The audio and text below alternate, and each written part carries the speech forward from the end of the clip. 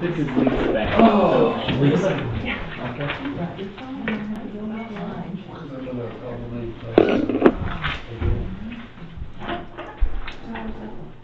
gosh, it's so quiet, I can't really pound the gavel, huh? That's all you want.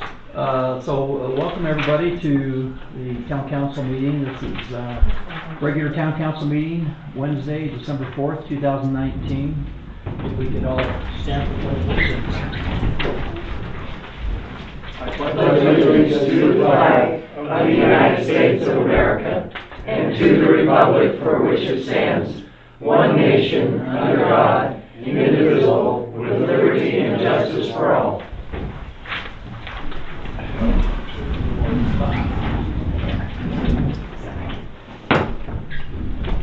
So let's do a roll call real quick.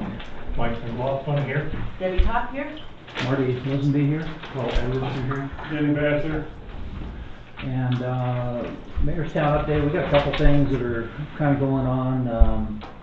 We're going to introduce Lisa here in a minute regarding the SR 59 Hilldale through Apple Valley improvements that are going to be happening, and we're going to give her a bad time too. I can't wait.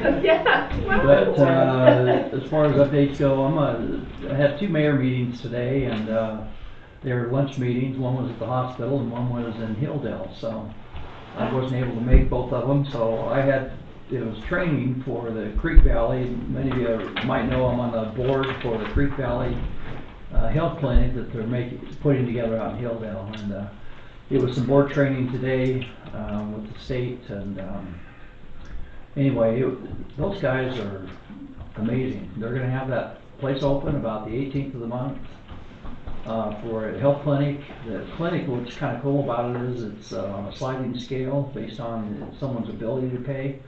Your fee for going to the doctor can be as low as about $10, and they take all insurances and so forth, and because it's technically in Colorado City, it could be problematic for some of us, depending on what we have. But for people who don't have insurance and don't have a lot of means, you can fill out financial disclosures with the board, with the health clinic, and end up as low as a $10 copay, even without insurance. So anyway, it's kind of a cool deal, and it's coming together. They'll be in full swing in January. I think it's what they call maybe a soft start on the 18th.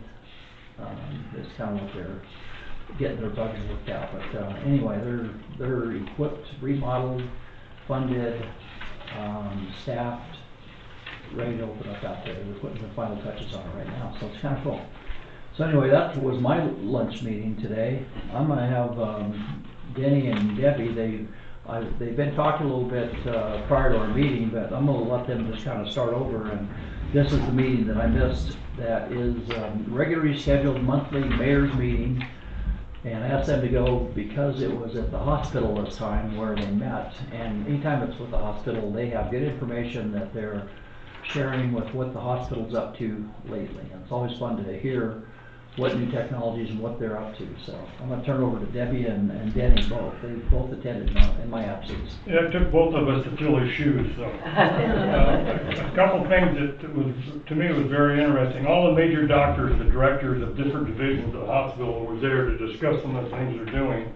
And a lot of the things they're doing is to help lower the cost. It's not about how much money the hospital is going to make. It's how they're going to lower the cost. And by doing so, a lot of it is the way they're doing tests. A lot of people, when you go in, you have an ailment, they say, well, we need to do this test, this test, this test. And every test, let's say, costs you $50 or whatever it is. Now they're going to do a genome survey, and Debbie can, within the next 5 years, they want to do 500,000 genomes for Utahns alone. And the way they're going is going to be shorter than 5 years. And what they do with this is, if they see anything in your genome that could be a possible problem, maybe a cancer, dementia, whatever, then they can attack it early, so they're only going to give you one test and attack that problem instead of 5 or 6 tests and hope it works. That's how one thing they're going to do about lowering the cost. But then if they see things in there that could be maybe possibility of Alzheimer's, dementia, that, they'll say, okay, this is what you can do to help yourself today. Diets, and maybe some medication or whatever, so we're gonna live a lot longer, I hope. But to me, it was very, very interesting, and the details they went into was just really great. One key I was surprised about was the genome guy. He said that he's trying to find out throughout the whole world where's the best place to go to do this, to get help and do this study. Where would you think it'd be the best place in the world to go? Where? Anybody? Utah. He went to Iceland. There was a specialist in Iceland. He said he looked like an old Viking. He was about 6'5", 290 pounds, and he's a specialist in splicing genes and genome work. So Intermountain, after about 4 months of negotiating, come to agreement with Iceland and Utah to work together as a team to do this study and then also help each other out, because he's done it for, I guess, all of Iceland already. I don't know how many people Iceland have, a few thousand, but I don't know how many, but he's already done it there. So now they're on the great guns to try to get 500,000 in Utah alone within the next 5 years, like I said. But the way they're going, it looks like they'll beat that 5-year plan. If you go in and do it, and I recommend you do it, is all they do is take a little bit of blood. They'll do the study, check your genome. If they see anything at all in your profile, they will call you and say, this, you need to come in, or this is what we need to do, talk to you. If there's nothing there, then they won't even call you. Now, anything you want to add to that? Just the fact that they said, say like right now, they don't contact you that there's nothing available. Right. If 2 years down the road you find out you have cancer, you can tell them that you had the genome test, and they can go back into your thing and see how your markers changed and be able to find out more information that way. And take care of it a lot easier than going in and doing all the tests again too. And then if they find that you have a certain marker for a certain type of cancer, instead of giving you a broad spectrum chemo or radiation, they can pinpoint it to what your type of cancer is. So it's pretty cool. And the cost of having the Free. sit done is Free. free? It's free. Yeah. So you just show up and... And just go to the blood, if you go in the main entrance, you make a right, and that's where you go to draw blood and stuff over there. And you'll see a big sign when you first come in the door for heredity.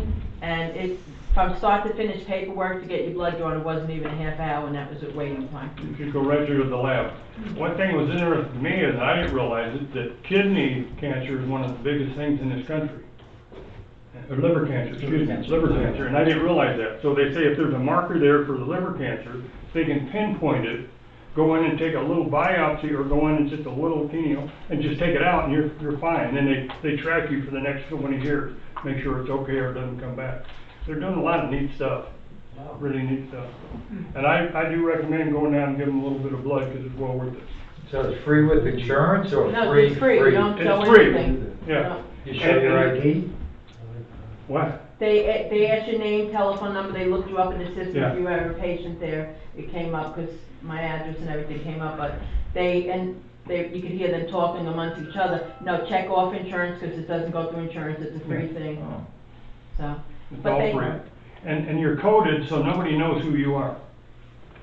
And there's 3 different sections that they do on the coding that they say, if somebody's tried to break in a computer, let's say, and say, well, I don't know what Jerry had done or whatever, they can't find Jerry. Jerry. They don't know. But, so the way they have it set up is really unique. It's really good. Pretty cool. They had many doctors there today, and one of the doctors was Dr. Blake Gardner. He's the chief of cardiovascular surgery.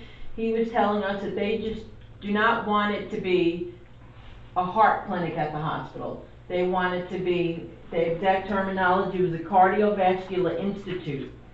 And they're doing structural heart study and electrophysiology, so it's more than just going to get like your heart checked.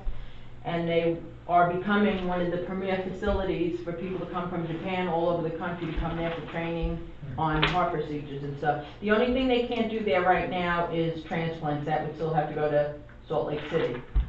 Then they had Dr. Patrick. He was the head of neonatology, and they have this program called the Pope program, because they figured, why were all these premature babies getting more infections while they were in the hospital in their little incubators. And that hospital was responsible for taking care of a 14-ounce baby that is perfectly fine.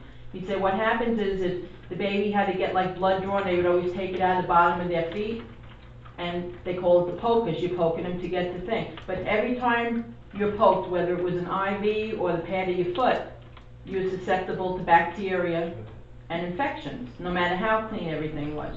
So their thing now is to try and reduce the pokes that an infant gets, or really anybody. And in the 5 years that they've been studying it, it's gone down 75% from 870? There was 768 to 62 on the one boy. On the They one tried- kid. And the one girl was 400 and some, and went down to like 30 something. And the weird thing that the girls are less susceptible to infections in neonatal units than boys. And with Dr. Jonathan, who was the head of the neurosurgery, there's three main things they're focusing on: trauma, oncology, and what has to do with the brain tumors, spine tumors, and the columns tumors, and any spinal injuries. They showed us a video of this guy that was riding his motorcycle on, dirt bumps, and he just turned the wrong way. At first he couldn't feel anything from the neck down. They have him just about pretty soon be walking again from the intense therapy, and it's just amazing what they do with the spinal cord injuries there. And one thing that struck me about what they were saying was, all the doctors that were talking, it just resonated with me a lot, that they were more concerned about the patient care and what we could do for the patients than, well, if we cut down the testing, the hospital's gonna lose money. They never once were talking about how it was gonna financially, deter the hospital. And one of their slogans was, for our patients. We need to do everything we can for our patients, not to our patients. So don't give unnecessary tests, keep down their costs, and make everybody healthy from the get-go.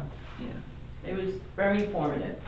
Oh, in the hospital and hurricane, they'll know in the next 30 days if it's gonna be a go. Yeah. It's in a 5-year plan, but the administrator of the hospital said he's already put it in, and they'll know in 30 days where it's gonna go and when they're gonna build it here in Hurricane. Any questions from anybody? It was awesome. Really? No questions? I wanna know what you had for lunch. Roast pork roll with a broccoli, cauliflower, carrot, vegetable, and a salad. All right, thanks. And rice. And rice, and no dessert because it wasn't healthy. Oh, okay. He did mention it was all healthy food. Jerry? So when they were talking, did they talk about having more of a one-on-one with patient care, looking at patients, discussing it with patients? Or are they gonna still be in the computer like they are now, looking in there to see if Big Brother upstairs makes sure that they don't get sued, and then they give you a whole bunch of pills? Now, somebody asked them about the lawsuits, or the liable for lawsuits, and they said, no, the way they're setting things up now, there's gonna be more of a one-on-one. But they're still gonna go in the computer and look at your history and everything. Then they come and say, your genome says you have this marker, that you have a potential of getting cancer or whatever. So that's what they're gonna watch for you. But it's gonna be, they'll talk to you about that one-on-one. It's not just gonna be open and put in the computer. 6 months they send you a note saying, Jerry, you better come in and check it out, No. They said they're gonna do a lot different than they used to do. And then they showed us the graphs on patients versus like all the other healthcare providers and like the nurses, the doctors, the PA. Do they feel that everybody was open and honest with each other? Did they give you time to ask questions? Were you rushed? And Dixie Regional Medical was really low as far as getting complaints. Well, we're lucky to have that facility this close. It's amazing how advanced they are nowadays. So, anyway, so I'll conclude the Mayor's Town Update, and actually we'll just include Lisa next. I think in our Town Update, you're with, what company? So UDOT has contracted our company, Harmony Public Involvement. We're a new Harmony. And we will do the public outreach on this project. The project will, this first phase, these safety improvements from the Utah state line in Hilldale to milepost 15, a little bit west of here. We're going to put 8-foot shoulders on each side of the road so you have somewhere to go. And then we'll extend all the pipes and culverts, we'll replace signage to bring it up to spec. They're gonna take the topsoil, hang on to it, and then replace it, and then we'll put the seeding in to return it to kind of its natural state. Then the next project will, next summer, the way I understand it, they will come in and there's a project to add 2 passing lanes. I can't tell exactly where, I've seen the plans, but I don't have them with me. But from Hilldale, same area, there will be 2 passing lanes. The one I saw was like over a mile long. So UDOT recognizes that there are some safety concerns on this road, and so they have procured funding to make these changes to You help. say the shoulders are gonna be paved? No, the shoulders will just be rock Okay, right it's gonna now. be clear and then rock, okay. Yeah, yeah. Just 2, 1 on each side? In 8 phase feet, 1? 8 feet on both sides. Yes. So just 1 on each side, Mhm, right? Yeah, yeah. So construction was supposed to start on the 16th. Oh, yes. So when you like germinate back to its original situation, don't do that. Don't put weeds back.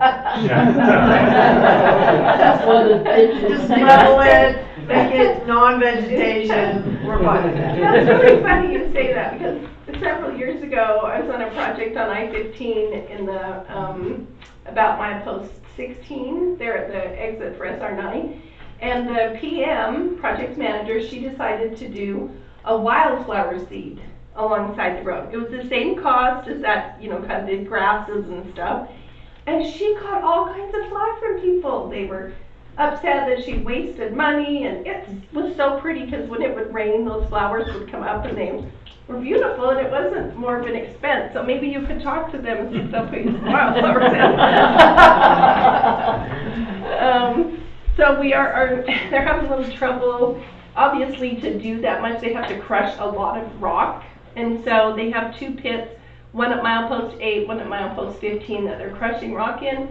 And with the wet weather and whatnot, they've ran into some difficulties there. So rather than starting on the 16th, they're going to be starting the 6th of January.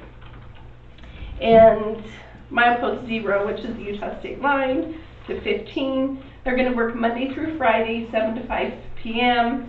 No night work, and of course, the schedule is subject to weather and those things that we can't control. We've discussed here kind of what the project is about. Our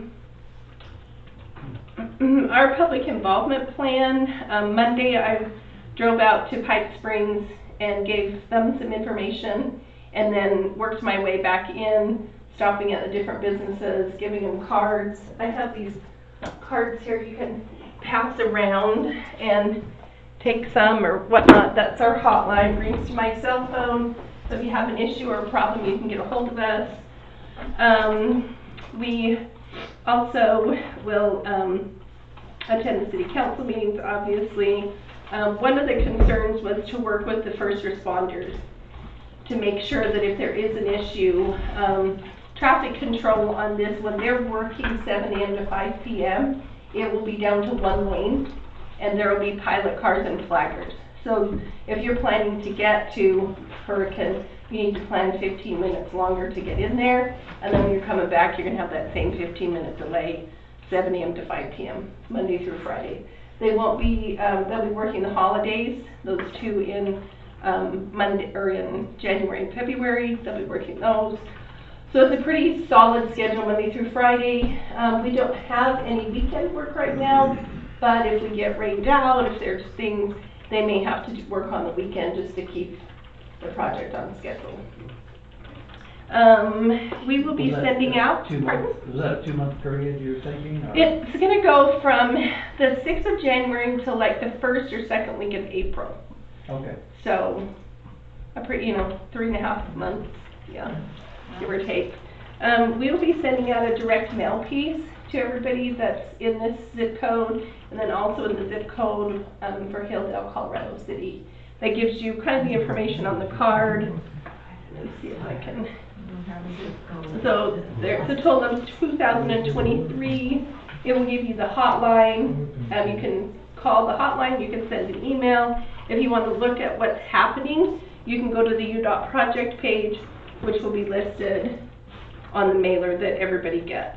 So this mailer just describes what we're doing, kind of why we're doing it, gives you the travel advisory to let you know to plan for that 15-minute delay, and there will be no wide loads when we're working, because we only have an 11-foot lane. So UDOT will put that out to the port of entries and everybody so that they know. And we're also going to coordinate with some of the people who haul the houseboats down to Lake Powell and that, to let them know as well, to avoid our construction. The back side of the mailer kind of shows you the calendar as to when we are working. And then there is a disclaimer that we might work on a weekend if we have to. Does anybody have any questions or comments? I'm not the engineer, so I don't know real technical stuff, but I'll be happy to see what I can do. Yeah, just, they do have, are they gonna contact the Washington County Transportation Department over this? For the buses and stuff Yep. with these kids, cause Yep. they're delayed to schools, and they gotta coordinate. Absolutely, yeah, we will contact them. That's part of what we I have to have. drive every now and then. Oh, do you? Okay. Yeah, I think I'll not do it while you're doing that. You park the bus out here, you pick it up in. You can pick it up in Herc, and You then we pick it have up to come in up Herc. here, and then we have to go back. So Okay. they're gonna get caught, and especially Both. during, and even in the afternoon. Yeah. And Hilldale coming down. They come into here also. About what time is that? In the mornings from, I don't know, 7 to 9:30 or whatever, they pick Okay. up kids up here. 7:15, Oh, pardon? 7:15 until Dale's done. Yeah, the Okay. Hilldale comes down, I don't know their I'm the schedule. last bus stop, Okay, 7:15, until Dale's done. okay, And then in the afternoon, they all run. okay. In the high school, the kids go into Hurricane for high school? No, And Hilldale. Well, some do, some go to Some. Hilldale, a lot of them go to Hurricane. Okay, And their bus is 7:20 high school. okay, that's good to know. Yeah, we will contact them, make sure Yeah, that just they Lonnie and understand them there it. at the main office, then they can get it all coordinated with all the schools. Yeah, absolutely. Okay, thank you. Yes, I sir. have a question. Yeah. And that's, the road that you guys are tearing up at 400 and, Coyote Road, right down by Little Creek Mesa. Okay, It's atrocious what your trucks are doing to our poor road anyway. okay, So you take out 400 okay. and then that hits to Coyote. I'm just and then gonna make a note of this. so And I these can- guys turn right on Little Creek. Okay. And if, you know, I was out at the job site about a week ago and talked to someone there. And he made a comment about how bad the road was before they showed up. And what's interesting is when I got done talking with him, I went past Little Creek Mesa, Okay. and that thing is as smooth as can be. Oh, And everything between the highway and Little Creek Mesa Road is absolutely trashed. okay. And the day that I was going there, one of your crew had a tire off of a loader dragging it as if that's gonna somehow improve the washboard or the quality of the road at the time. Okay. And the road, because of the amount of semis and heavy equipment that's going over that, Mm-hmm. has just destroyed that road. And they want to blame the road. We live here every day, and Yeah. I've been for years. And we groom that road on a regular basis, and it's never been this bad Okay. as what it is now.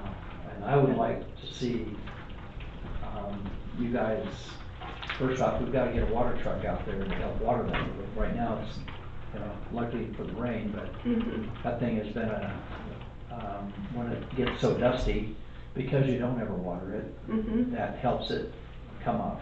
Okay. And I think that since what you're making out there is road base, Yeah. that it wouldn't take much effort to, on that little bit of strip of road between the highway and Little Creek Mesa, if you guys belly dump a couple loads of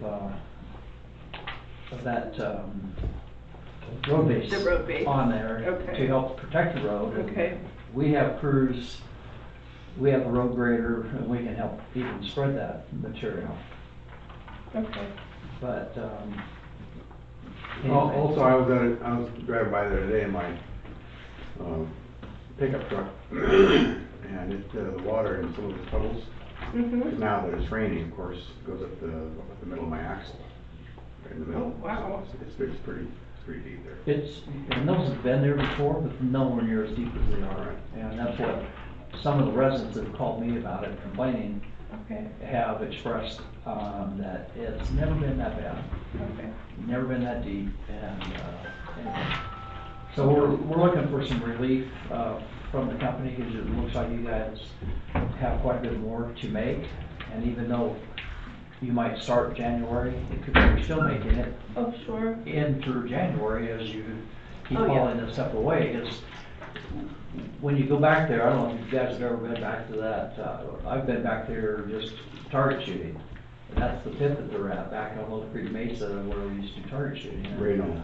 oh my gosh, those guys have made a lot of road base. That place is gonna look, nice and clean when they're done. But it's, they have a huge pile of road base back there, and, that just lends to how much traffic has been going back and forth. Yeah. And then when they haul that material out and onto the project as well. Right. So we're going So we to. got more to put go, more. and that's why I'd like to see some road base put down. We'll help you even spread it. Okay. We'll even help you burn it. We have the right kind of equipment Mhm. even in the town for Yeah. dragging that stuff. Mhm. It's, anyway. Okay, so that's good information. Thank you so But, much. I'd like to talk to your boss. Thought that's who Mike should be here, isn't it, Mike? No, What's the- he's my colleague. Okay. So it would, I will take this information to Cade Roberts, he's the project manager. Okay, And so he can, have him give me a call. yeah, I will, I'll have you give you a call. Do you have a card? I do. Okay.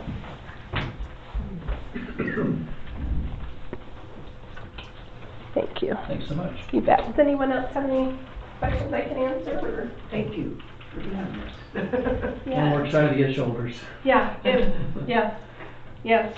I had 3 projects in Canab, 3 years in a row, so I drove through here a lot, and man, It's scary. it is. The double yellow and people pass, I'm like, what the, you look dangerous, they're like, what are you doing? On the curves. Yeah. We saw it last night, we're coming home from Hurricane, and someone passed on a curve, you know.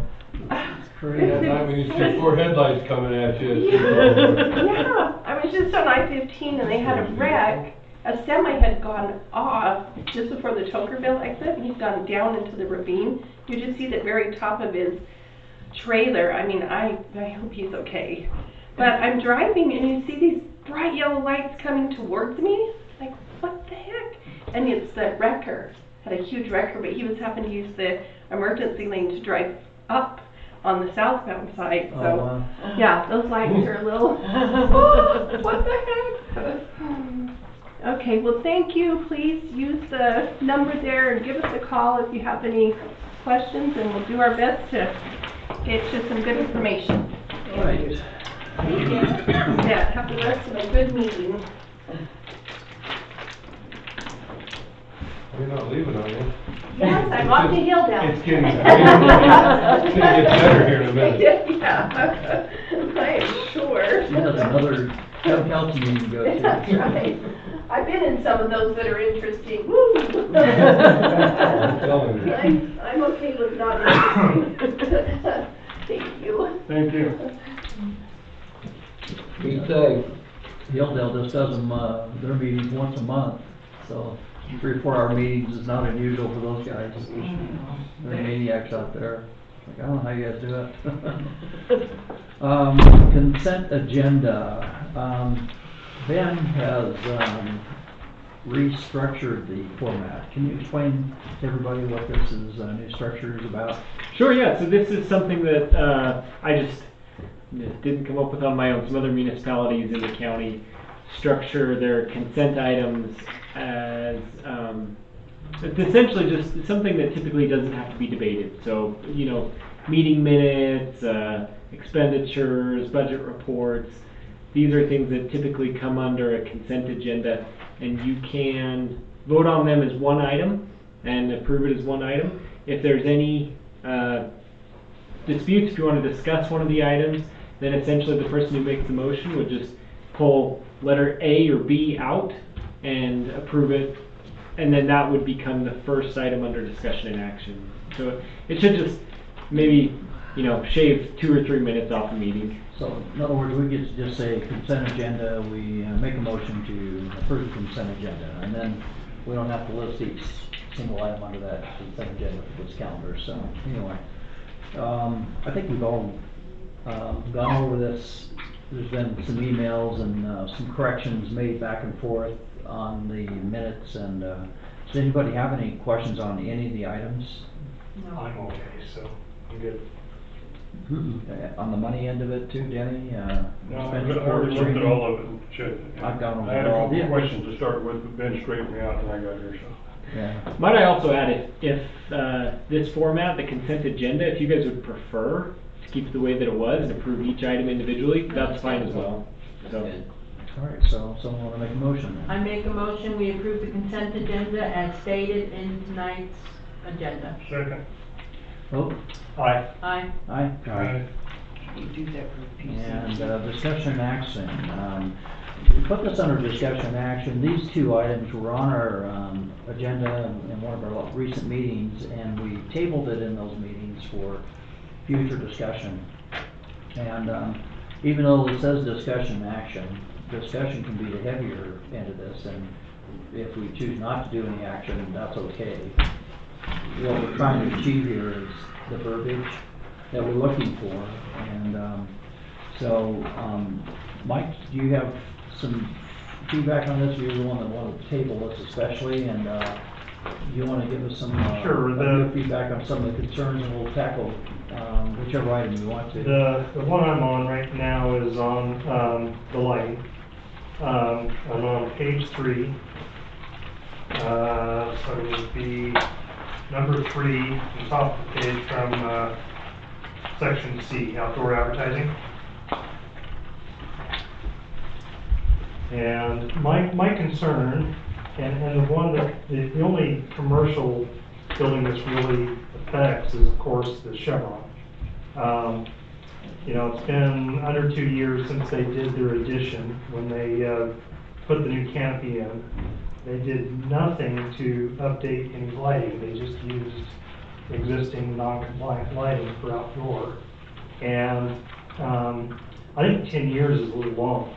I'd rather see 5 years, unless law states that they have to have 10 years to upgrade their lighting. I'd rather see 5 years. I don't know that I want to look at that for another 10 years with the lighting being the way it is up the Chevron. The one thing that's not in here too is with commercial, after close down time or after hours, it's essential that you have lighting on the indoor and even on the outside for compliance with security. But Chevron leaves every single light outside on that would be on during the dusk hours. So they don't shut down the big sign. They don't shut down any of that outside lighting, just minimal lighting. Aren't they really open 24/7 as far as the pumps go, though? Well, pumps are, but It's not like they shut the pumps off at all. no, but you could shut half the lighting after hours to still be on the pumps and give adequate lighting for people. And even the main huge sign doesn't have to be on after hours. I mean, most people that stop there because they know it's there. Very rarely is it somebody that's running out of gas that came from a hurricane or somewhere else. But at least it's there. I mean, it's there for that purpose. But I don't think they need to have, with the type of lighting they have right now, you'd think they would shed some of that lighting. I don't know if there's something that we can put in there to just add that in for that, or if we can go less than the 10 years, because it seems like 10 years is quite a bit of time for them to comply with the new outdoor lighting. And that's my only real issue with that part of that section, how we would reword that to, Well, let me, to control that outdoor lighting a little bit more on the commercial. let me approach that and, see, what their, argument is on lighting for after hours and see what their position is and what they tell us could shed some new light on it that we haven't thought of, so. Okay. At least we could consider whatever it is that they share with us, so, if you don't mind. No, I don't mind with that. Let's I reach out on that. I think we need to just work that out a little bit. I'm just more. thinking that this could be, less than 40 pages long. Did anybody see a height limit on the lights?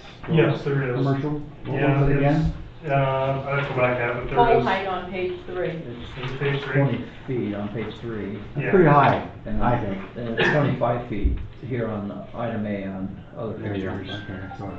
All right.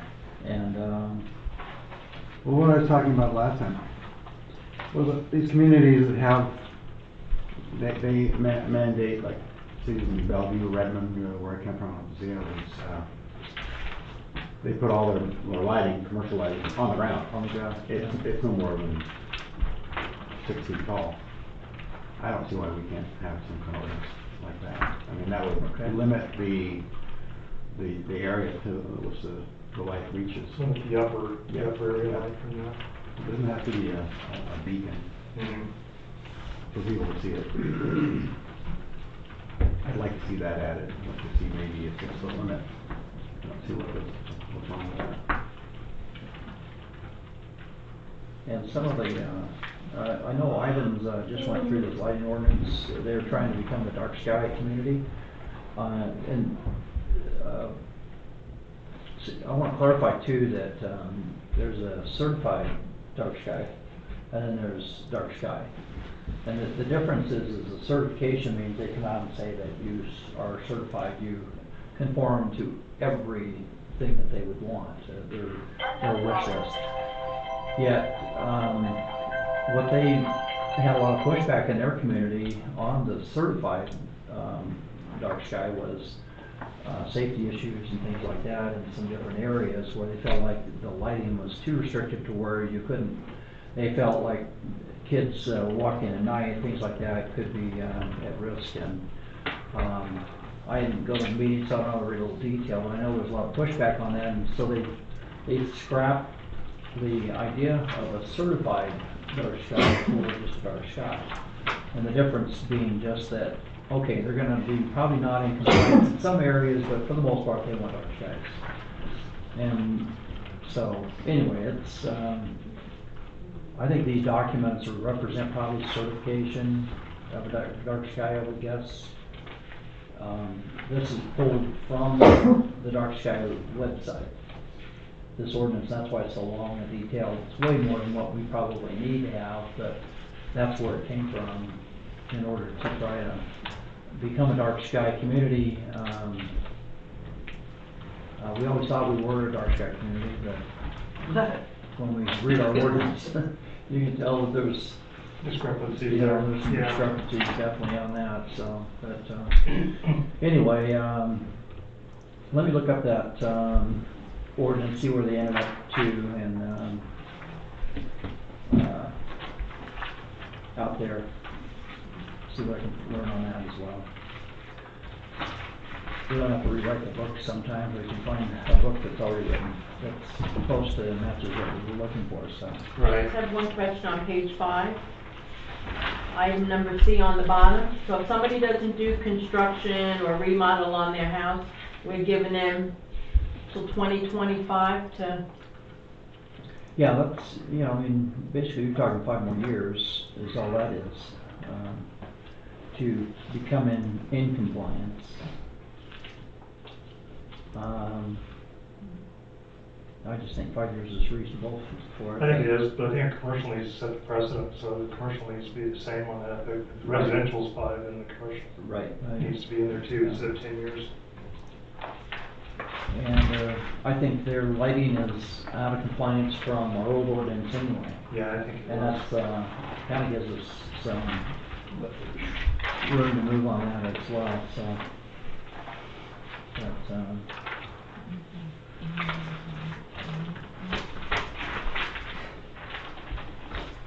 I was just, this makes, something popped into my mind that I probably should share with you as well. I've been in communication with Hank Isaacson on the project of his, Jefferson Canyon, and we have a presentation in our next town council meeting on December 18th regarding PIDs, which is public infrastructure financing. It has to do with ways to finance that. It's not public, it's private financing. Anyway, they've been doing this stuff in Colorado for quite a while, and Utah passed a law allowing those to come into the state. There's a bunch of them in process in southern Utah right now. We're basically, Sean, our attorney, is right in the thick of it as far as creating the forms and the rules and all the different things that we gotta have to be able to help orchestrate those. But we need to, as a community, learn more about those to determine if it's a good fit for us.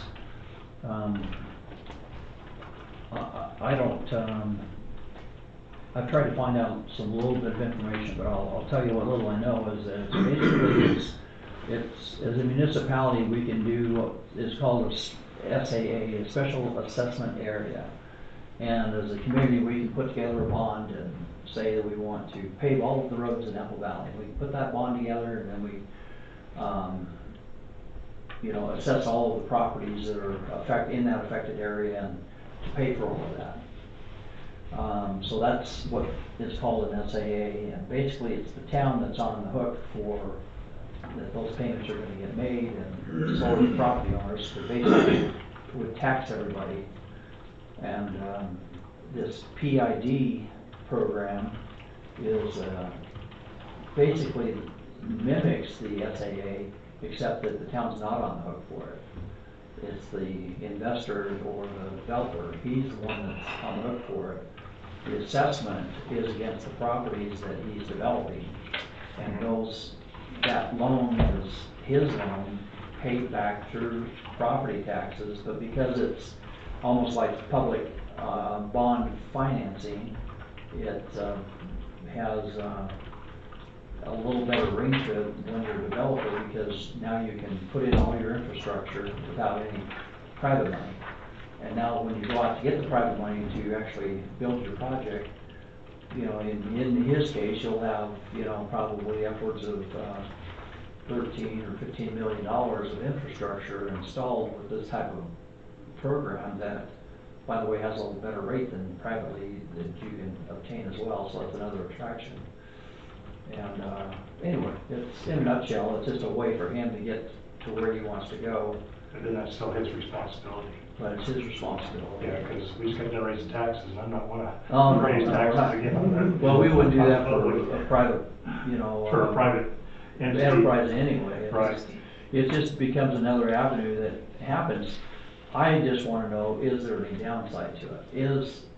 I go to these mayor meetings all the time, and someone mentioned these, and he talked about a moral obligation to a PID, and so that's concerning if there's a moral obligation. Like, what's the catch? Right, I want to know what all the details are. So the people that know these, that created these, that are executing these, that understand them, they're going to be here on the 18th in our next meeting, and they're going to give us all the details of this. And these are the kind of questions we'll ask them, is what moral obligation do we have, and how does that affect us as a community? Because do we want to get behind a project like financing like this, even for Jeffs or anybody else? If he goes broke, what does that mean to us? What happens next? And those are the questions we want to ask to make sure that it's a good fit. And it could be fantastic fit because it's no obligation to us, but it could be that because there's a moral obligation that, it could be something we wanna watch out for, that's all, so. Anyway, we'll ask a lot of your questions, they'll be here The next. moral obligation would be what that developer is gonna pay you back, if that's his right. But now, what's to say he's gonna back out and say you're on your own? Well, it's not our loan though, it's his loan. It's his So loan, it's but- against his property, so his property. So is the only not- option we have is to actually put lien on his property and seize his property? No, it's not us at all, see, So basically. we have it's, nothing to do with the loan at all? Other than we give it a blessing, and that's Yeah. about And it. take the free But road there's- work. All right, But the infrastructure he puts in becomes ours. yeah. And there's a couple of, nuances about it that I can see are advantage to, his funding, and, that's what we wanna learn though, we'll glean some of that, but that'll be on our agenda for the next meeting.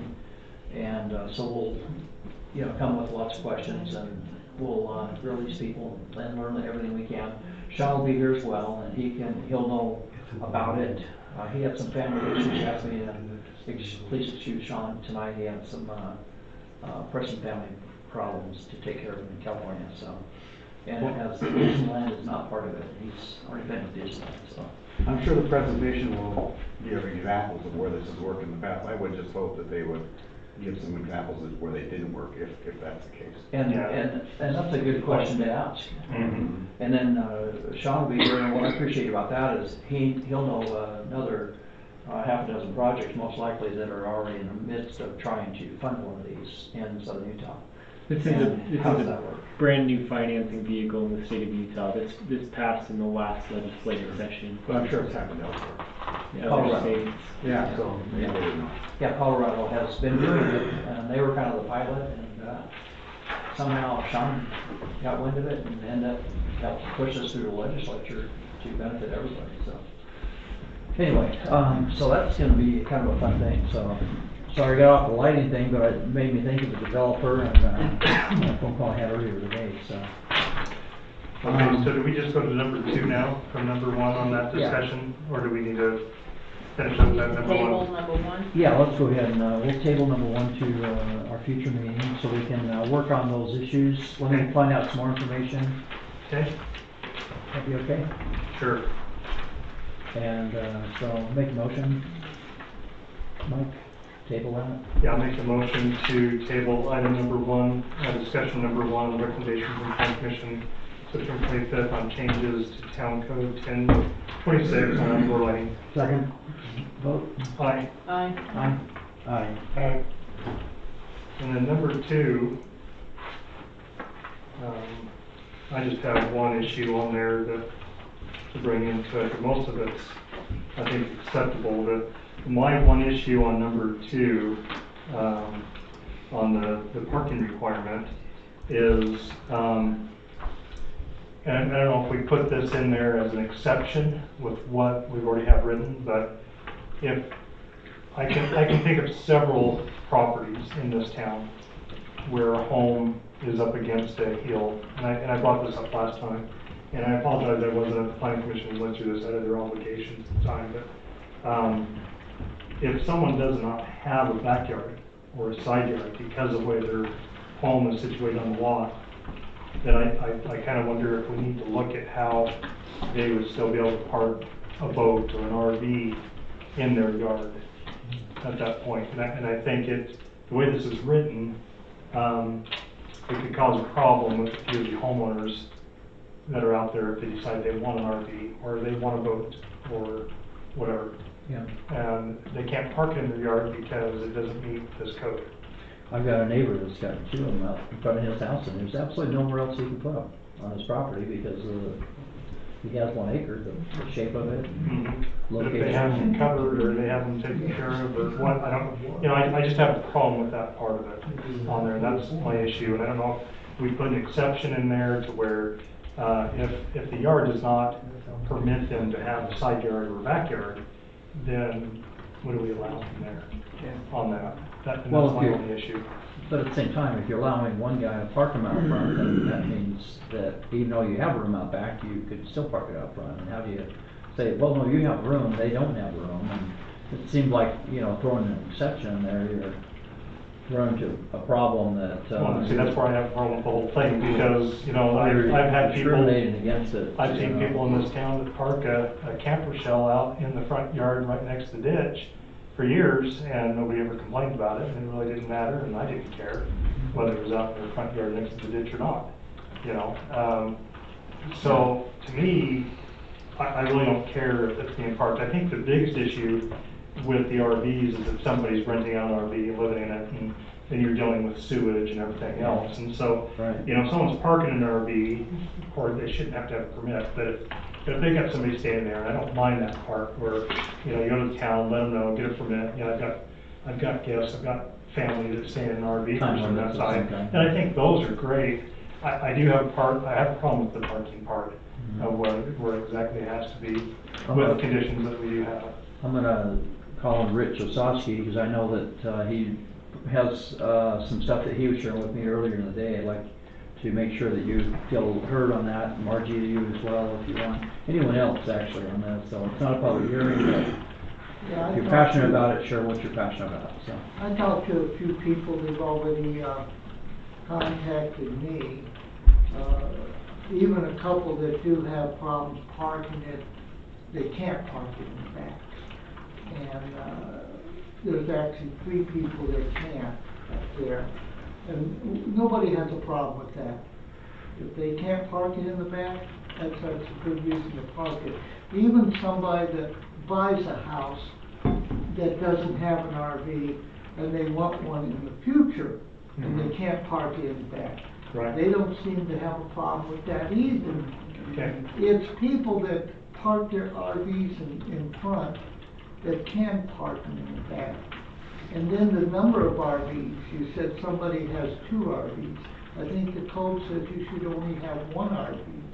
And I'm trying to make my job easier too, because we do have a couple people here that has a couple RVs parked in the back, and they have some with their relatives in the front.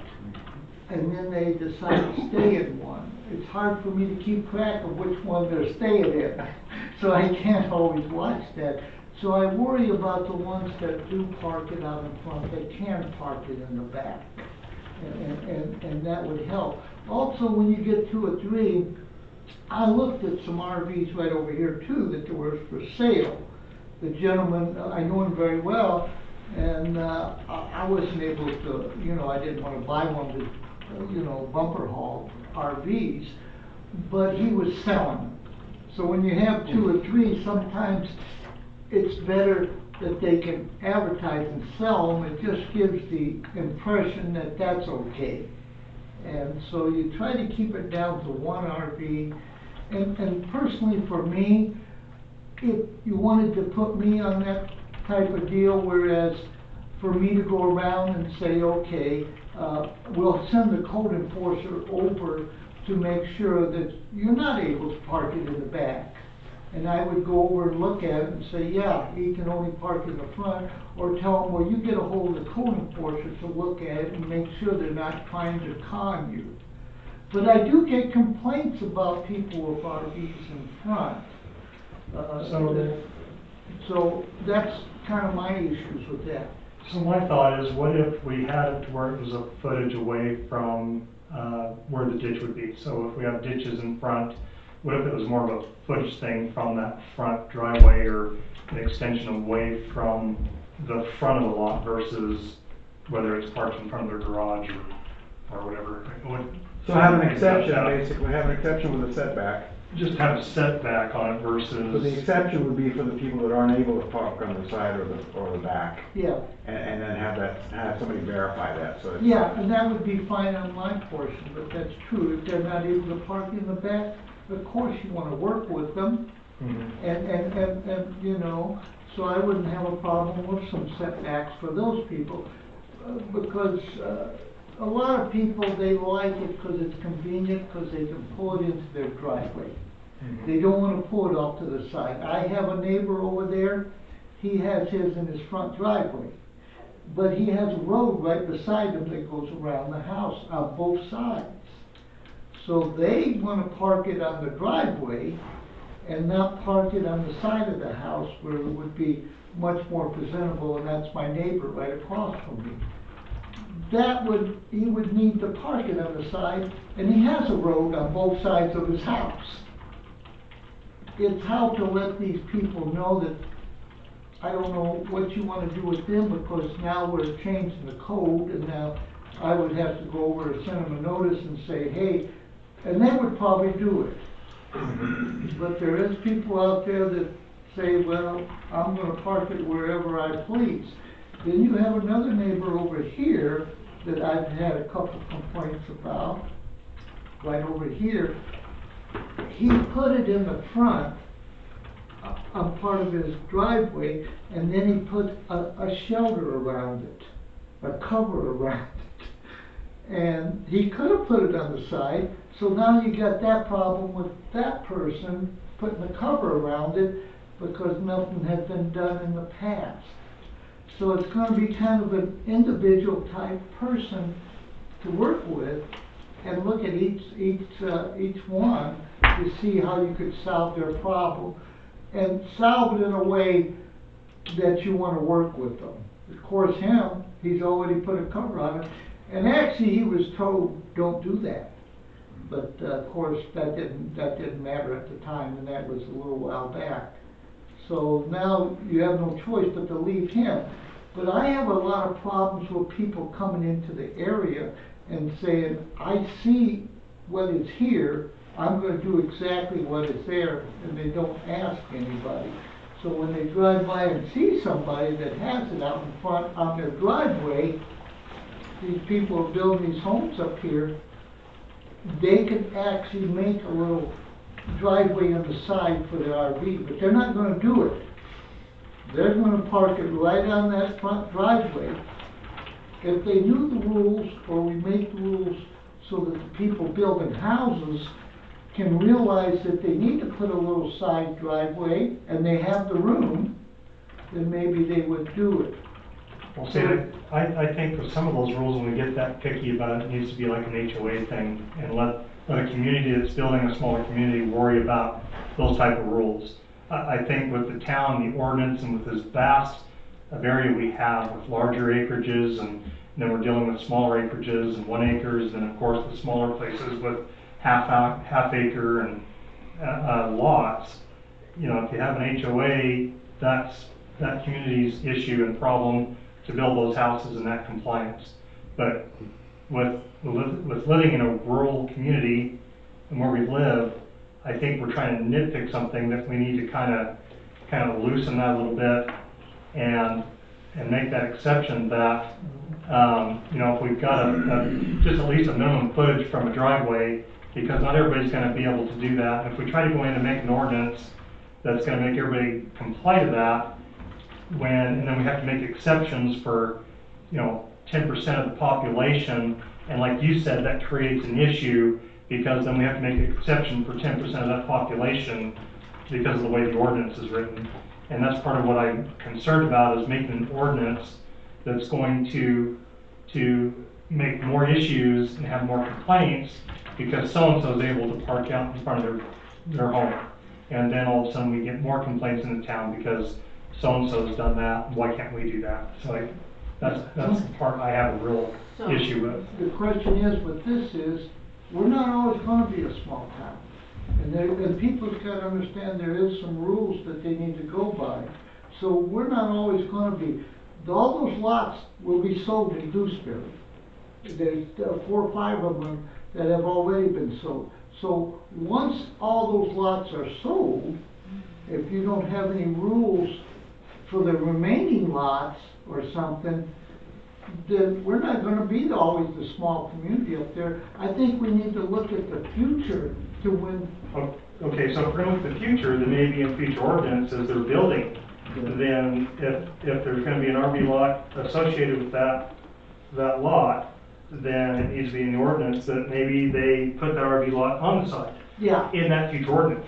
But to go back and try to make people comply on these older lots, to say, you know, now you've got to comply with the ordinance, I have a problem with that. I have an issue of going back and telling people, well, the ordinance changed, so too bad, you're out of luck, you just have to suffer the consequence. So So what do we do about, like in Cedar Point, we have people living in a mobile home on the property? How do we stop somebody new that's coming in saying, well, why can't my in-laws live in here? That person's been living there for years. Well, I take care of that. That's That's my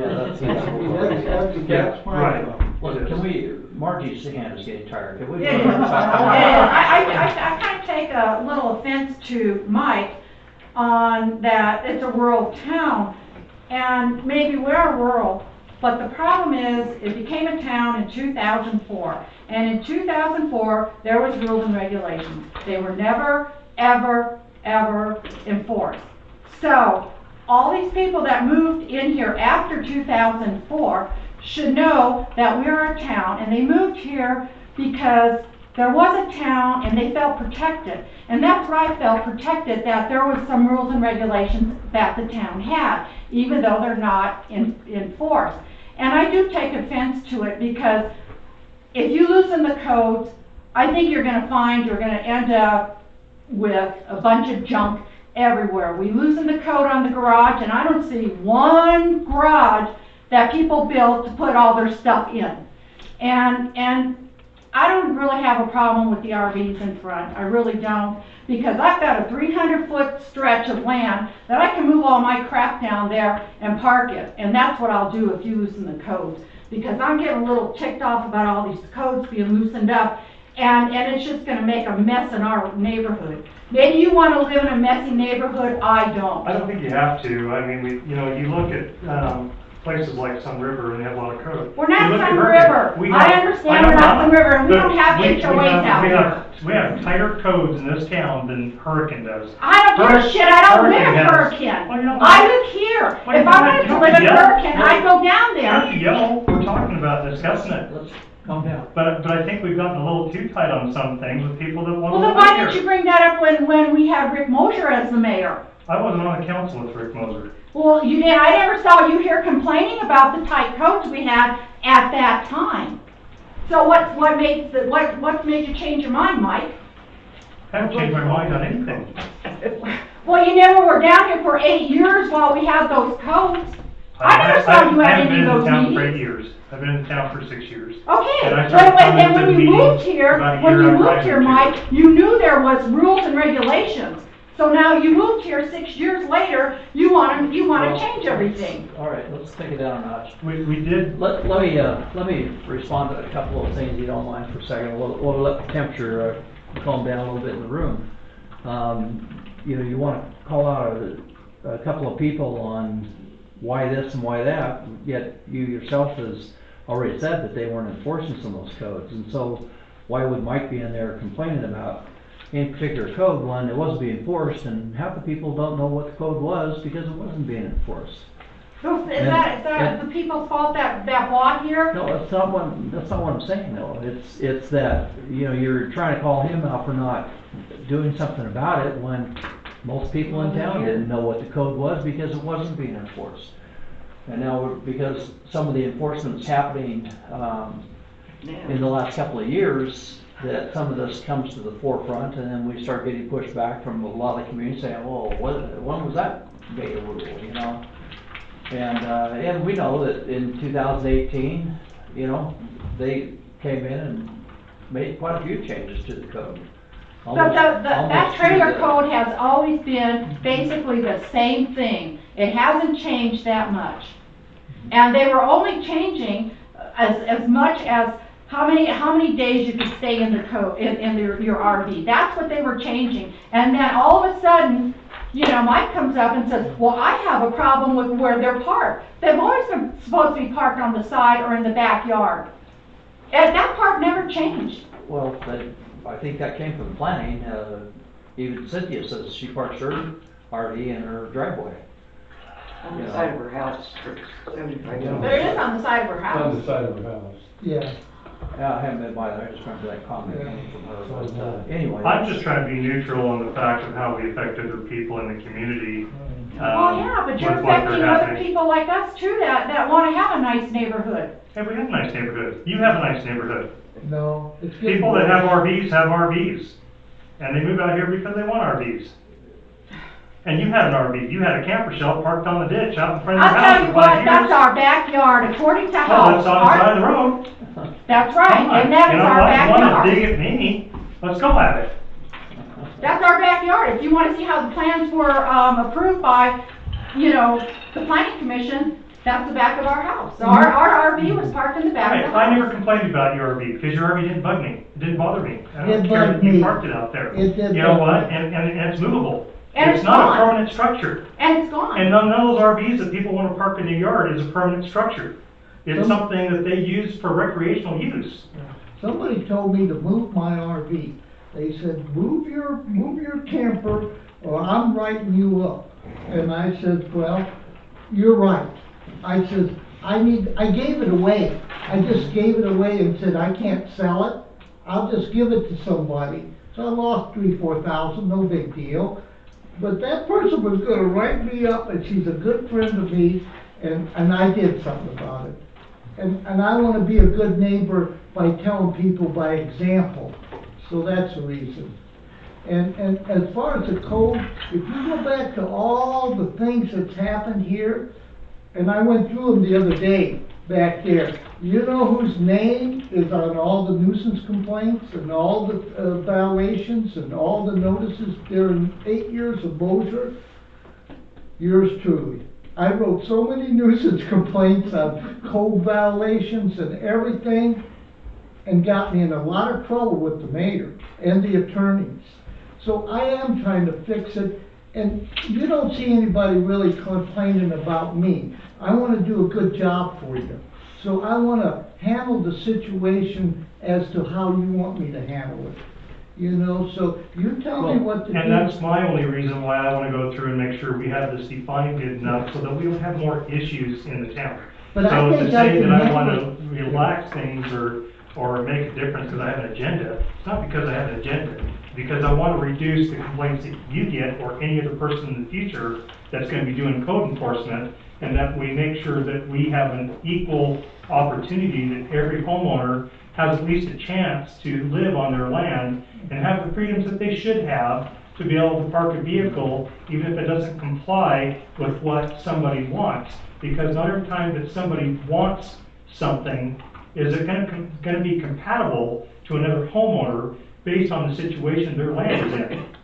And who am I to sit here and make an enforcement on something that makes it harder for somebody else to enjoy their freedoms and enjoy their land? But what about the people that want a few rules and regulations and you're encroaching on rules their, and on their, regulations. on their We freedom have too? rules and regulations, and we have more rules and regulations in this little town than towns that are bigger than this town.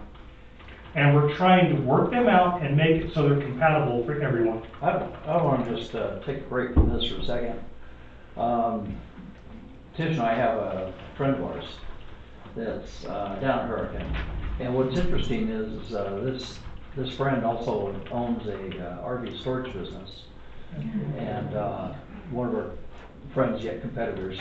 And he ran out of space. And so he has a 1 acre lot. And he started parking the RVs on his property up in front of his house. He must have had 15 or 20 of them at some point. And he never got asked by the city of Hurricane about where they were parked or how many he had parked. And so I think when it comes to some of the enforcement, it's just. I think that's an issue myself. I agree with you, but what I'm saying is. It looked like a used RV park. It looked terrible, but my point though is, you I have would larger municipalities like complain. Hurricane, they're not enforcing this kind of stuff. You I know? would have complained, because he was out of compliance. Can I Yeah, say something? please.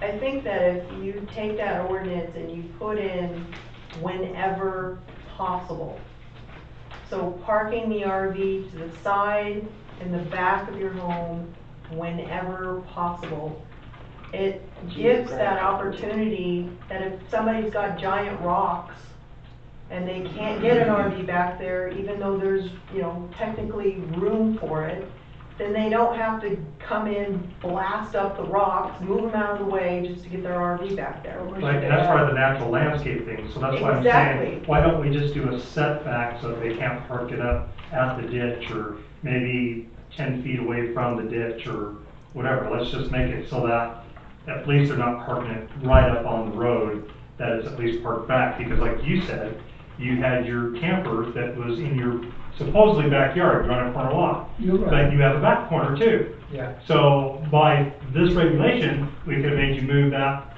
camper to your back corner of your lot rather than sitting up there by the ditch. Right. So regardless, it didn't bother me, doesn't bother me. I'm bringing that up as an example, okay? I have no problem with where you parked it. I'm bringing it up as an example because by this code, you would have had to move it by the code. Yeah. And so just to add to what Mrs. Lisby just said, if you've got landscaping or a hill or a rock that is part of that natural landscaping, why not leave that natural landscaping and deal with something that's not a permanent structure? Should be geographically, when it's not, you're not able geographically I just to do think, that. I just think if you put in the ordinance whenever possible, Mhm. it gives you, you know, More room. if you come and you say, you know, if you get red tagged, you come in and you say, come look at my land, it's not possible to get anything on the side of that yard. Or you've already got an auxiliary building on the side of your property and there's no room for you to get your RV back there, etc. There's just, it gives you an opportunity to, this is what we really would like, but if you can't comply, then it gives you And an I opportunity. think that's great in a perfect world, but we don't deal in a perfect world. And so as soon as I come to your place and say, oh yeah, I don't want you taking out that rock, go ahead and park over here, then another neighbor doesn't know that. So another neighbor looks at where he's parking it and says, well, how come so-and-so gets to park this way and do this way? And so you're picking on me because you want me to do what he's doing. So there's that issue too, of dealing with that down the road. We're leaving ourselves wide open. If we start doing that as a case by case, then it's creating even a more of a hassle and a problem for the code enforcer and what the town has to deal with if we leave it that open. On that part of it. In the city of St. George, they passed an ordinance which means you cannot park a trailer on the street. Now, that Right. means both residential and commercial areas, you cannot park a trailer I think on the Perkins street. the same way, because when I lived there, it was that way. And you had a ton of people who had trailers parked on the streets. Mhm. And a lot of them, it was hard to find out who they were. And so they went along and they informed whoever was parked, wherever their vehicle was parked, whoever the landowner or commercial project that was in front of it, they got notified. So then it became their problem to fix the situation. Mhm. So whenever an ordinance is instigated, there is a period of adjustment, Right. but then people adjust. All of a sudden, nobody's parking on the streets anymore because the word's gotten out, there's been an ordinance change, and we can't do that anymore. Mhm. And that's the way cities do it. If the people want to change, and the change is made and it makes sense to make that change, then people need to come to the party. It's not that we're trying to infringe on somebody's land rights, or that you moved out here so you can do whatever you want, because I really don't think anybody did. I think that we're all happy with certain rules, because otherwise people would be flying through here 100 miles an hour, hitting dogs, hitting kids, and everything else. But those rules prevent that. So there are rules and ordinances that are meaningful to us. They give us a sense of community, and everyone abides by the same rules sense, so that nobody gets special privileges. So that's why towns have ordinances and rules. And there is a period of adjustment. And I think if you pass it today, there needs to be a period of adjustment. Just like the lighting ordinance, you're giving them 5 years to change their lights. Mhm. They need, if if things are changed, they need a time period to change. I kind of agree with all that she said, and you'll take people, if you handle it right, and go to them. Some people will never like No. rules, but take for instance my neighbor. Now, they like rules. They're from Tropic, they lived out there, and they moved here because they wanted rules. If I went to them and said, hey guys, and I know them very well, if I ask you to park your RV on the side of your house, on that driveway, one of them, they would do it. Because they want rules, they just don't realize there is a rule for parking it there. They would like to hear about rules. And then the other people around the area, if they've got a permanent structure and he's parking it out in front, like over here, that's how it is, you know? Of course, he just did it a couple years ago, but if you got two of them over here that's parked out in front, that's causing me some problems because I got people in my area telling me I'm gonna park mine out in front because I see these two over here, and I know they got room in the back because they parked them back there. There's where my trouble is. And I think if she's exactly right, if you handle it nicely and you handle it like we are a town now, and not hammer them, they'll go along with it. And they'll be glad to know that there is somebody. All right, let's stop the public comments for a little bit so we can have a discussion. Mike, are you thinking that there's somehow an exception rule that can be written into that? Is that what your preference is? And I'm wondering if that would be the fix, is that the exception be that if they don't have a side yard or a backyard, then we're not restricting them on the front yard other than maybe a distance from the front of the property. So it's not sitting right at the fence or right on the fence, that from their property line there's some setback at least Does it make in that sense? situation. Because even if you go back on Zion Drive on the way to Paul's, there's that one house that kind of sits sideways. The way this lot sits, his house is sideways. His house doesn't face normally anyway. And so he's got a covered RV parking in front. He's got another garage kind of thing in front. And so it kind of works for that. I mean, everything's kind of up front. So I think based on certain homes that this would affect, we have to take that in consideration. Is it a possibility that a possible fix might be that we write into the codes an allowance for a variance to be applied for, and then the planning commission has the power to approve that? That takes it out of the political hands of favors or something, and they could come in, apply for the variance, the code enforcer goes out and verifies there's nowhere to park it, and here's where they want to park it, and can even make a recommendation to planning that we should maybe consider approving this because of, if that's, I mean, is that a possibility? Yeah, to me that's a possibility. To me that would be fine, because then it would at least cover the basis for them to be able to make an exception in that regard. Case by case, and then at that point, instead of limiting and saying, oh no, they're only 10 feet off the ditch is okay, you'll end up with a bunch of trailers 10 feet off the ditch. Right. Yet if they've got plenty of room that's 50 feet off the ditch, that could be the place that we're asking for variance for, and it seemed like could be a better fix than just writing in the code 10 feet off the ditch is okay. And I agree with that. You know, is it reasonable that we put some verbiage in here? I like the where for you guys? possible, where possible verbiage, because then you can sort of show somebody, it's not possible to put it here or here, it has to go here. So I think that's, and then variances, according to Sean, variances are kind of a gray area, and a lot of times we're not empowered to grant variances for certain things. Well, maybe we might want to use some different language on it, but I'm just saying that if we build it into the code that it's a planning commission has the power to do that, planning commission has the power to, and I can ask Sean how to word it.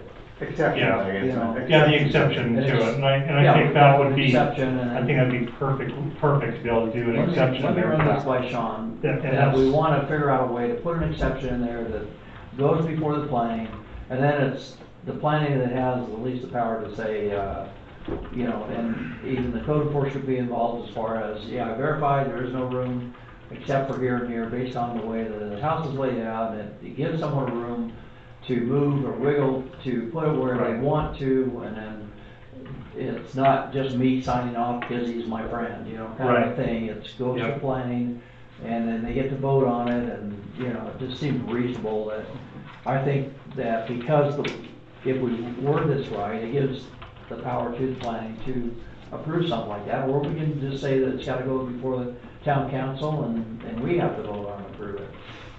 Let me just, let me run this by Sean. Okay. And explain your concerns, and, explain your concerns and your concerns, and let's see if we can come up with something that limits them to the backyard and side yards, except when not possible, town council can approve this or that, and let me just see what kind of trouble we'd be getting into with our legal counsel on Okay. that. And- Well, that sounds perfect, I mean, that'd be a fixable if it works, and then Let's, that's. make a motion to table this for right now for the next meeting. Sean will be here as well. I'll talk to him in the meantime. We'll see if we can come up with something, and that'd be okay? Yep. So, I move that that we table the planning commission on changes to the town code 10/28/100 parking requirement, private recreational vehicles in residential zones to a later meeting. Second. vote. Aye. Aye. Aye. Aye. Aye. Mouthful. Story continued. So, events committee. We wanna get it right. I'd throw another case scenario in there, but we got. Well, I tell you, I've been doing this a long time, Mike. We can get into building envelopes too, so. Yeah. Been doing this a long time, and it's hard to make everybody happy, Anyway, events committee, Tish, you and Debbie, you have something to share with us?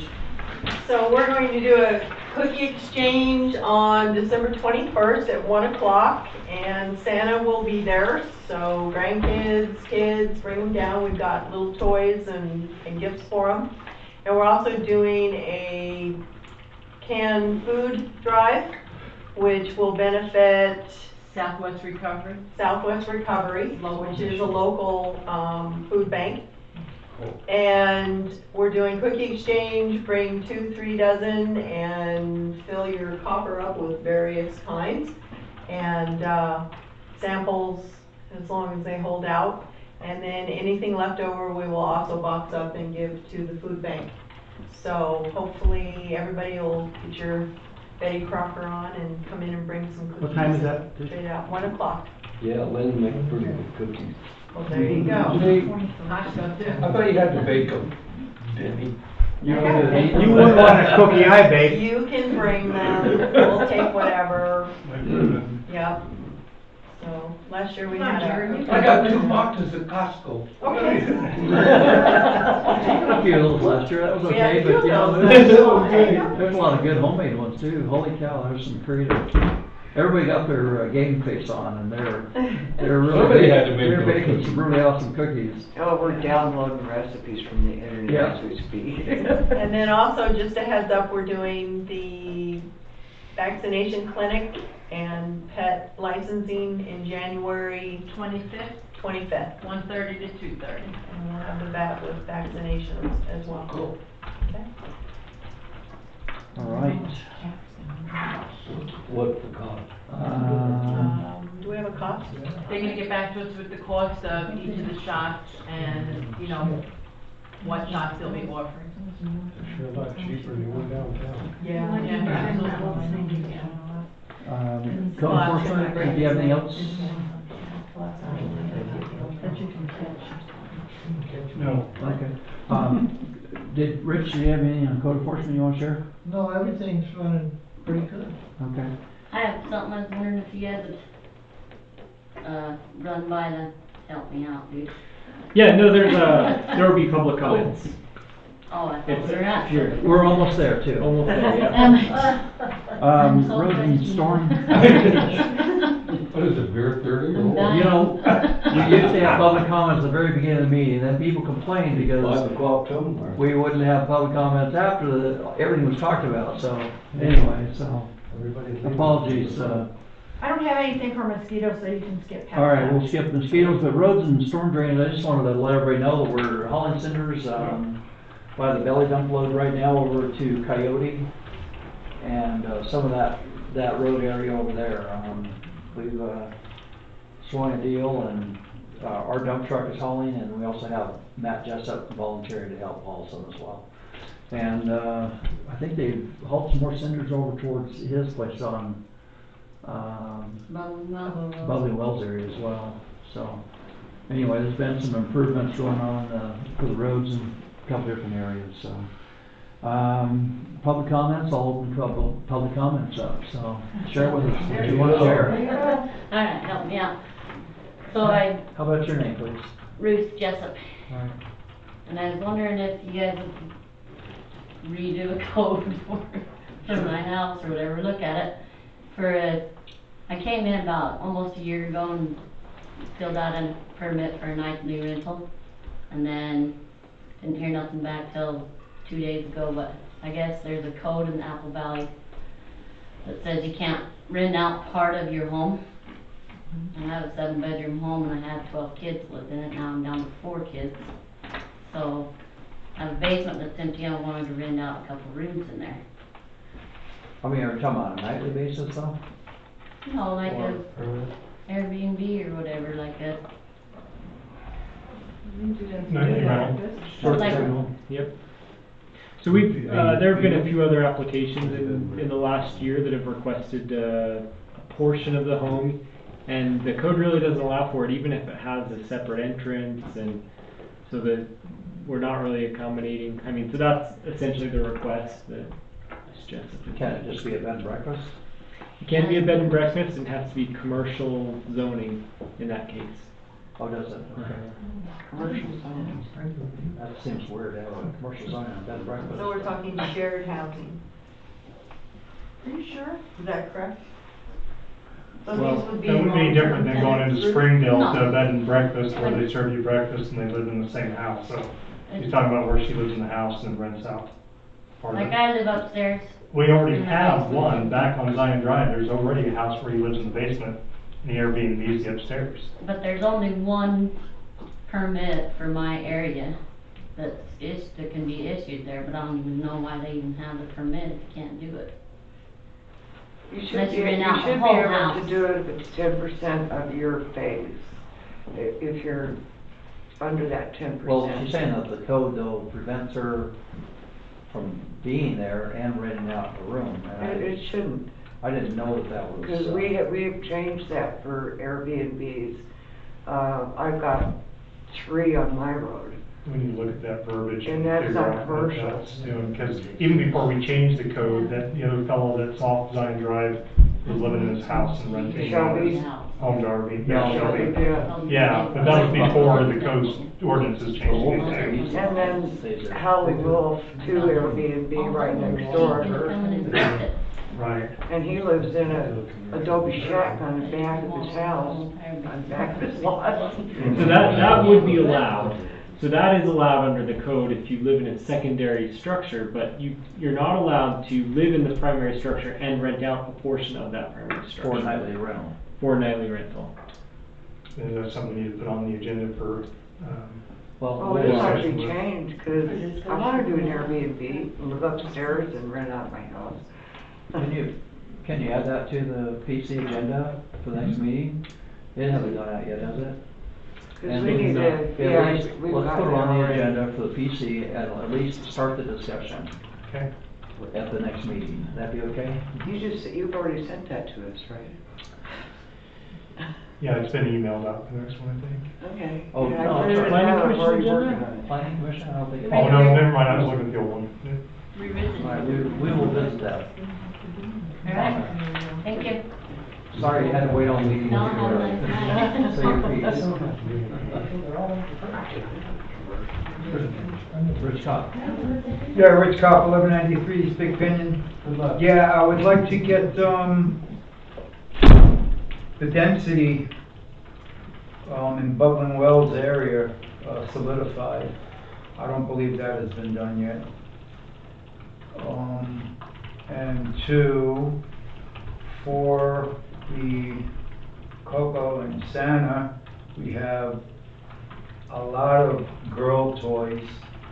We're looking for more boy toys, so Debbie and I have got.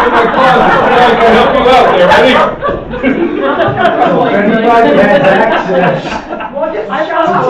to male toys, we will take donations. When do you need it? Because I bought it.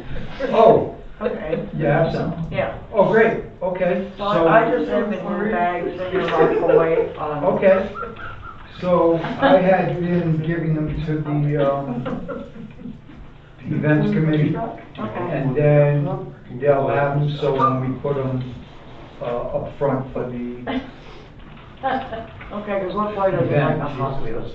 oh, okay. Yeah. There you go. Yeah. So, and like I said, I'd like to get the density solidified over in Bubbling Wells area. I know it's been recommended by by the planning, but it hasn't gone through council. It's been a while. And it has been since August. Yes, it's been, Been since August. yes, it's been a while. Well, it probably fell through the cracks for town council, Yeah. that's been planned It to is. sign off. Mhm. You're looking at, you've already changed the general map? Yes. Okay. Well, that's just an oversight on, me, I know I missed a couple of those meetings, and, I rely on Michelle sometimes to refer that over, and with that transition, that was just an oversight, so. No boy toy for you. We'll put it on the next agenda. I'll review it. If I remember correctly, there was no recommendation made, but I'll put that on my list to review, and we'll put it on Well, the let's agenda. double check that there was a recommendation made, then let's. Yeah, we're just Janet's looking probably at got a copy of that definitions, so somewhere. we might as well Yeah. have these things. Yeah, I appreciate it, But thanks. that's what I asked them, was it hasn't been done, but anyway. Well, no, it was kind of, the Any- map, the general map was kind of solidified, a little bit. I had a broken toe, I couldn't stand there and watch them. So I really want to put on this map. This is why I bought that map. It's so that we can put down on there what our zones are. And that way, everybody that walks in this office could see it. Well, it's, we've spent a bunch of money on an electronic map online as well that we can edit. We can't edit that map, No, but we can edit the online map, and then it's always available to anybody that wants to look at it. yeah. And right now, we have the ability to go in and change the color of any parcel to keep that. Because we kept Bubbling Wells at 10 acres. And that's why I couldn't understand why Graham came in for an agricultural 5 at Bubbling Wells. Well, I thought. When he really has 10 acres. Well, I know the answer, but, he's not interested in subdividing. He was the only one that was improved 5 acres of his property, not all 10 acres on the frontage road, so. Okay. Anyway, all right, any other public comments? And so I'll close public comments, and last item? I make a motion to adjourn tonight's meeting. Second. Oh, Aye. aye. All right.